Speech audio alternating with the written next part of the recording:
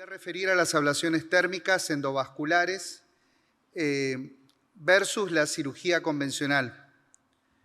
Este es mi conflicto de intereses. Durante muchos años nos han enseñado que la cirugía tiene 5 funciones: eliminar lo superfluo, restaurar lo que se ha dislocado, separar lo que se ha unido, reunir lo que se ha dividido y reparar los defectos de la naturaleza.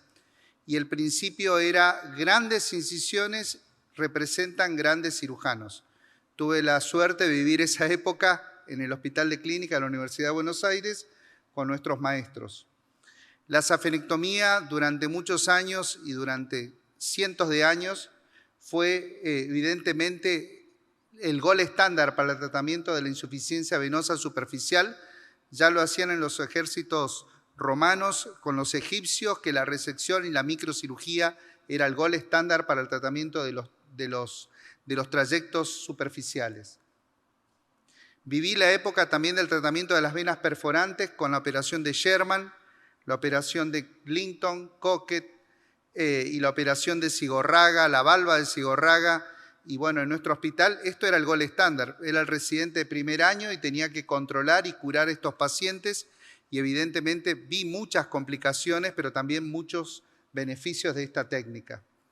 Posteriormente vimos el advenimiento de una cantidad de procedimientos mínimamente invasivos que trataban de alejar a la cirugía convencional del tratamiento de la enfermedad venosa superficial. Apareció la ablación térmica, tuvimos la posibilidad de ser uno de los primeros equipos en ablaciones térmicas con el láser, después posteriormente la radiofrecuencia, apareció el MOCA, apareció el cianocrilato, el ultrasonido, y tanto para tratamiento de troncos safenos como de venas perforantes. ¿Qué características en común tienen las ablaciones térmicas? Bueno, tienen varias. Una es que necesitamos hacerlo en forma ecoasistida. Hoy en día casi no se discute de que tenemos que tener un ecodoppler, no solamente para el mapeo, sino para el procedimiento en sí. Y eso obliga a un entrenamiento en procedimientos endovasculares y en la ecografía. En nuestro servicio, en Fundación Favaloro, tenemos 14 cirujanos en nuestro servicio y todos son especialistas en diagnóstico por imágenes. Es decir, y eso es un requisito fundamental a la hora de incorporarse a la unidad. Eso nos permite hacer punciones ecoasistidas y procedimientos de ablación guiados por ecografía. También la ecografía es utilizada para posicionar tanto el cianocrilato, el venacil, la utilización del MOCA, el láser o radiofrecuencia, dónde posicionar la punta del catéter, y esto nos obliga también a conocer un poco la anatomía y todas las variantes anatómicas. Hemos descrito justamente lo que eran márgenes de seguridad para la ablación láser y fue una de las primeras publicaciones con el tratamiento de los troncos safenos y venas perforantes. La no ligadura del callado. Bueno, uno de los principios de los procedimientos mínimamente invasivos era no ligar el callado y durante muchos años se discutió si había que ligar o no ligar el callado.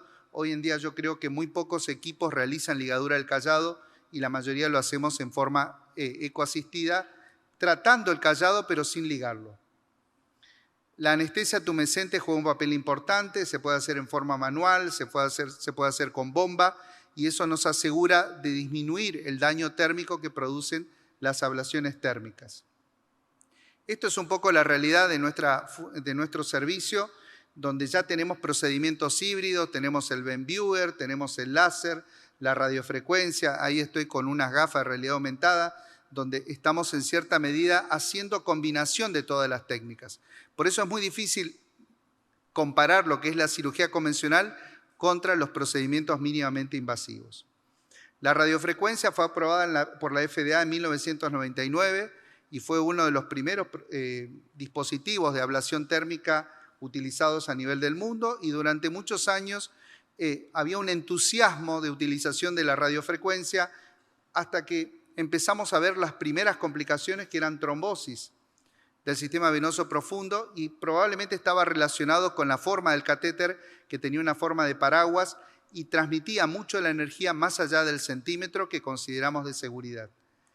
La actualidad es que ese dispositivo se dejó de utilizar, luego aparecieron nuevos dispositivos que donde aparecían un segmento de 7 centímetros que quemaba catéteres de 3 centímetros y apareció el estilete, y donde ya el radio de acción de la ablación térmica por radiofrecuencia era de 3 a 4 milímetros. Y eso nos favoreció en cierta medida que la técnica resurgiera.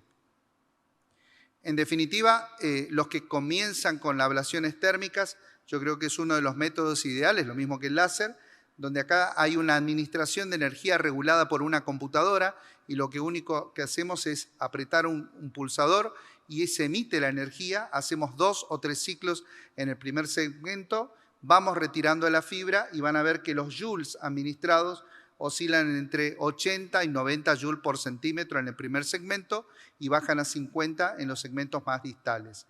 Se ablacionan del tercio superior de la pierna hasta el callado. No ablacionamos los 2 tercios inferiores de la pierna por el riesgo de la lesión neurológica.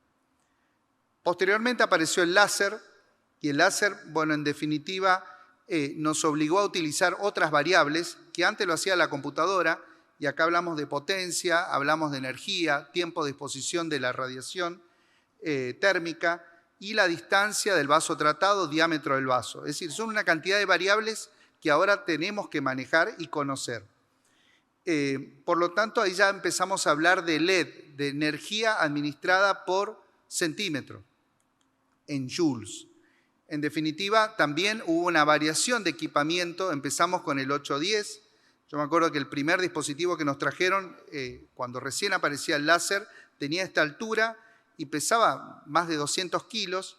Y me acuerdo que la energía administrada fue de 1000 joules por centímetro. Hoy en día estamos hablando de 80. 1000 fue en un animal y explotó la vena. Entonces, evidentemente, fueron los primeros inicios del láser y ahora estamos hablando de 50, 40, 60 joules por centímetro. Por lo tanto, tenemos del 810, 980 hasta 1470, 1920, 1940, donde los últimos tienen más bien afinidad por el agua, por lo tanto tenemos que bajar la energía y tenemos excelentes resultados. Entonces ahí hablamos del LED y hablamos del LED bajo, alto, y un LED ideal para un 1470 oscila entre 80 joules y para un 1920, 1940, 60, 50 joules. Entonces, esos dispositivos actuales nos permitieron tener menos complicaciones, más rápida la recuperación social y laboral de estos pacientes. También hubo mucho desarrollo con respecto a las fibras láser, fibras lineales, fibras radiales, fibras con camisa. En definitiva, todos buscan bajar la energía, mantener la eficacia y disminuir las complicaciones. Si comparamos ambas técnicas, tanto como el láser de la safena magna o mayor o menor y de epifaciales, entonces entre láser y radiofrecuencia, bueno, las dos cumplen los mismos principios: punción ecoasistida, colocación de introductor, pasaje de la guía, el catéter llega hasta 2 centímetros del callado y posteriormente hacemos la anestesia tumescente y hacemos la ablación térmica con un pullback de 2 milímetros por segundo para el láser, y en la radiofrecuencia vamos quemando cada 7 centímetros. Entonces apretamos el disparador, quema. ¿Qué temperatura se alcanza en la radiofrecuencia? 120 grados centígrados. En el láser podemos llegar hasta 240 grados centígrados. Por eso es muy importante administrar la energía adecuada y tener en cuenta todas las variables a considerar. Con respecto a la ablación de venas perforantes, y bueno, esto fue todo un desafío, fuimos uno de los primeros equipos que utilizó el láser para venas perforantes.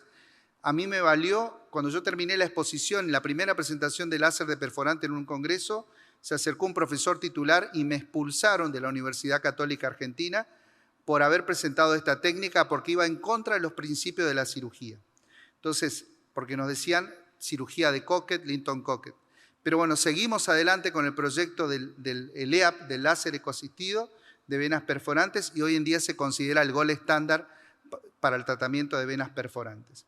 Punción con Avoca 16, colocación de la fibra, el signo de la gota, colocación de la fibra láser y ablación en el ojal aponeurótico que nos permite la oclusión de esa vena perforante. Es un procedimiento que puede tardar aproximadamente entre 8 y 12 segundos ablacionar una vena perforante. Entonces, contra la radiofrecuencia, que también tenemos experiencia, que puede tardar varios minutos. También hemos visto que estas ablaciones térmicas se pueden utilizar para vasos epifaciales, accesoria anterior del muslo, vena accesoria posterior, vena de Leonardo o accesoria posterior de la pierna. Todos los resultados de las ablaciones láser para troncos afenos, perforantes y radiofrecuencia oscilan entre el 90, 94%, 96% de eficacia a corto y a largo plazo.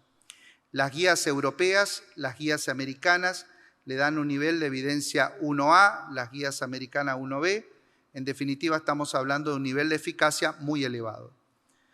Pero me pidieron que compare la cirugía versus la ablación térmica, porque yo puedo convencer a un paciente que se haga un procedimiento mínimamente invasivo. Y le voy a decir, te voy a hacer una anestesia local con una sedación, tu procedimiento va a durar 30 a 40 minutos, te vas de alta a la hora y media del procedimiento, podemos tratar hasta los 4 troncos safenos, es decir, safena magna, bilateral, parva bilateral, todo en un procedimiento de 45 minutos. Versus la cirugía convencional, donde quizás no se puedan hacer los 4 troncos, estos pacientes requieren incisiones, riesgo de infección, riesgo de complicaciones y lesiones neurológicas. Aparecieron muchos trabajos que comparan los diferentes métodos. Por ejemplo, este compara la radiofrecuencia, el cianocrilato versus la cirugía, y van a ver que tenemos complicaciones iniciales mayores para la cirugía versus los procedimientos mínimamente invasivos, y quizás el costo inicial de la cirugía convencional sea menor que las ablaciones térmicas, pero a largo plazo los costos de reinserción social, laboral, lo que gasta ese paciente son mayores. En definitiva, el láser es más rápida la reinserción social, laboral, comparado con la safenectomía. Ha cambiado mucho con los nuevos láseres 1470, 1920, 1940, donde en definitiva tenemos menos hematomas, menos parestesias y más eficacia. Esto resulta tuve que dar una exposición con otro colega que defendía el FOAM y yo defendía las ablaciones térmicas y la cirugía. Bueno, ¿cómo manejamos las complicaciones? Y quizás con las ablaciones térmicas con analgésicos y la cirugía convencional con otros métodos. Estos procedimientos no están exentos de riesgos. Hemos visto casos de trombosis en cirugías convencionales, embolias, y cada vez se sabe más de esas complicaciones, en tanto que las complicaciones para las ablaciones térmicas son muy bajas, fundamentalmente la presencia de parestesias, la presencia de lesiones neurológicas transitorias, pequeño edema, comparado con la cirugía convencional, que quizás esas complicaciones son más a largo plazo. Las complicaciones de TBP y de embolia pulmonar son muy bajas para las ablaciones térmicas, y estos son casos aislados comparado con la cirugía convencional. Pero los procedimientos mínimamente invasivos trajeron otra patología. Cuando hacemos el seguimiento podemos encontrar que esa oclusión puede progresar más allá de esos 2 centímetros y aparecieron lo que se llama el HIT, que es la trombosis inducida por calor. Entonces, eso nos obliga también a perfeccionar la técnica y hacer un seguimiento estricto de estos pacientes. Y aparecieron también recidivas o persistencia de enfermedad por utilización de una energía inadecuada. Entonces, eso también nos obliga a tener que optimizar al método porque estamos fallando también en el procedimiento mínimamente invasivo. Eso requiere un entrenamiento. Entonces, ¿qué desventaja tendrían estos procedimientos térmicos? Requiere entrenamiento, curva de aprendizaje, requieren trayectos rectilíneos, vasos no más de 14 milímetros, aunque hoy en día estamos tratando hasta 20 milímetros, y en definitiva yo creo que cada vez son menos las desventajas que tienen estos procedimientos. Yo a veces hago múltiples punciones y no me afecta que haya irregularidad en el vaso tratado. Todos los pacientes son sometidos a analgésicos antiinflamatorios, justamente ese es el secreto. La curva del dolor se produce al 4.º día, por lo tanto, desde el primer día le damos antiinflamatorios para evitar la curva del dolor del 4.º día o el pico del dolor. Entonces, eso ya sabemos qué pasa con las ablaciones térmicas. En definitiva, rápida reinserción social y laboral para los procedimientos térmicos versus la cirugía convencional. Tenemos que lidiar con el doctor Google, donde piensan que la cirugía láser es mágica, que la radiofrecuencia es mágica y de que no vas a tener incisiones, no vas a tener hematomas, no vas a tener dolor. Y bueno, tenemos que lidiar mucho con eso, con lo que es el mercado de la flebología, donde explicarle a los pacientes que no deja de ser un procedimiento quirúrgico que se hace en quirófano o sala de procedimientos y que tiene sus riesgos y complicaciones. Bueno, ¿qué desafíos tenemos ahora con los nuevos flebólogos? Y conocer todas las técnicas. Estamos con el extremo de todo hacen mínimamente invasivos, pero no están entrenados en procedimientos convencionales. Entonces también el desafío de una formación integral del flebólogo y rotar o entrenarse en centros de especialidad. Como conclusión, podemos decir que las salvaciones térmicas tienen un nivel de evidencia 1A, 1B, rápida recuperación social y laboral, pero necesidad de entrenamiento adecuado. Muchas gracias.